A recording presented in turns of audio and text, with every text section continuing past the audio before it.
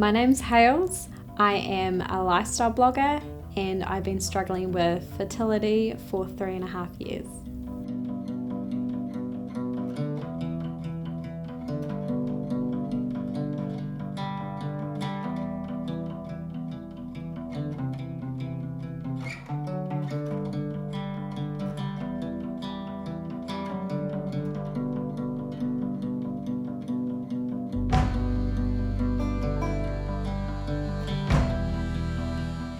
I always imagined growing up that it would be easy to just start a family like everyone seems to do. You know, no one I knew growing up ever struggled. No one I knew, not family, struggled to ever have a child.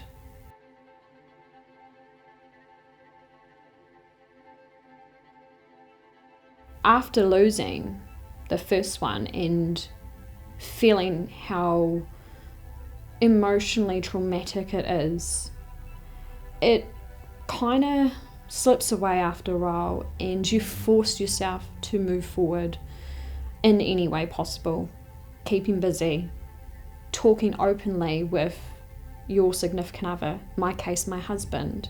Every day we had to communicate. And people don't realise, soon as you stop that communication, it just gets even harder to move forward.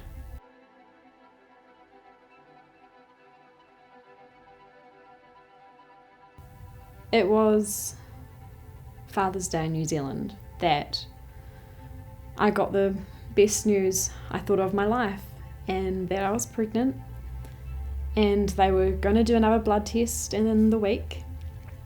And that went great as well. And I had this big secret I couldn't tell anyone. I wanted to wait to tell my husband. And I did get to tell him. And the joy in his eyes was nothing I had ever seen. I mean, you see the joy in someone's eyes on your wedding day, but it was different. You saw the twinkle, you saw the spark. And it was like everything was better. Everything that he felt he was a disappointment as a man, that he felt that he was a disappointment as a husband because of our struggle to even conceive this little baby. It was all worthwhile. And then at the 8-week scan, you know, when you meet your baby for the first time, you hear that heartbeat, and they're scanning everywhere, and they do another scan elsewhere to check.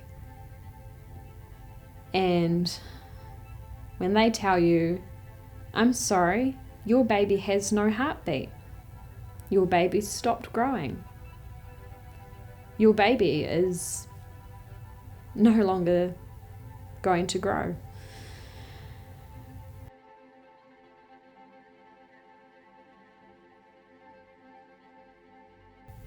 You force yourself to rebuild your strength of your individual self, but to rebuild your strength of your relationship.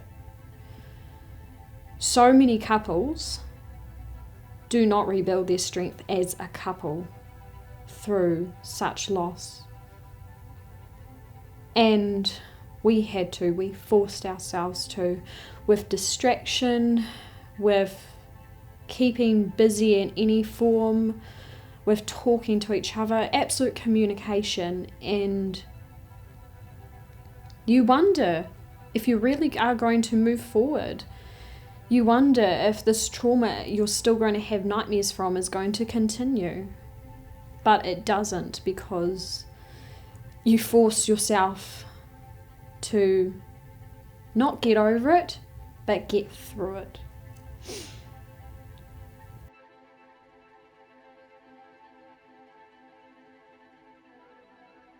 We still felt a sense of emptiness, that this was our 4th loss. What are you supposed to do with that?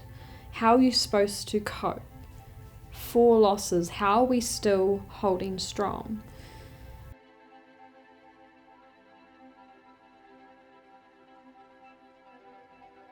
We found joy and laughter in our lives, and forced strength, forced communication to get through it, because there's nothing else you can do. When things are out of your control, you have to find a way to find your calm, find your middle ground, find your place of safety that you can move forward.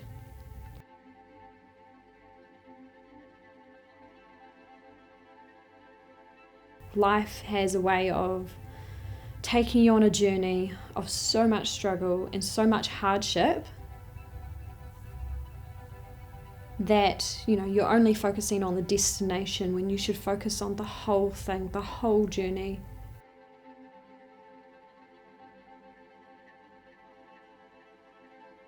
My journey is every day with my babies on my wrist and on my husband's arm, his tattoo. And it's important to not forget about those struggles, to remember that all of these struggles you've encountered has led you up to this point, and what my point might look like in the future could be something so incredible and so exciting. I just don't know it yet.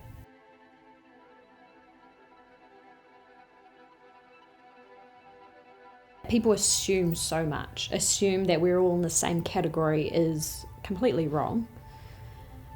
If more people obviously reached out and ignored the stigma that is about talking about miscarriage and fertility struggle, I think more people would be able to push the ignorance to the side and let those people have a voice, and they can be an ear. They can be an element of support.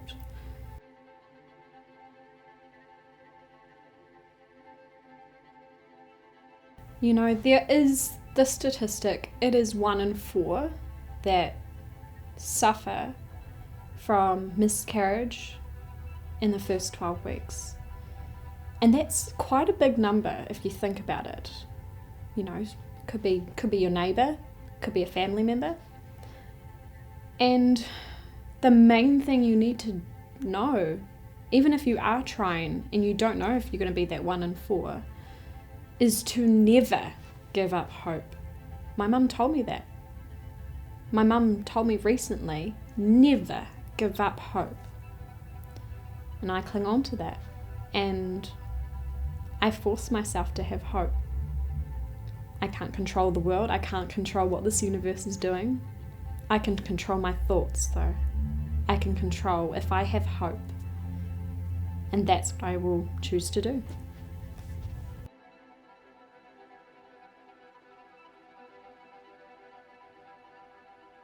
I think we know the idea behind karma is that good things happen to those who do good. And if we're constantly doing good, maybe a miracle will happen, and I'm always open for a miracle. I'm always open for happiness. And every day in my life at this point is happiness.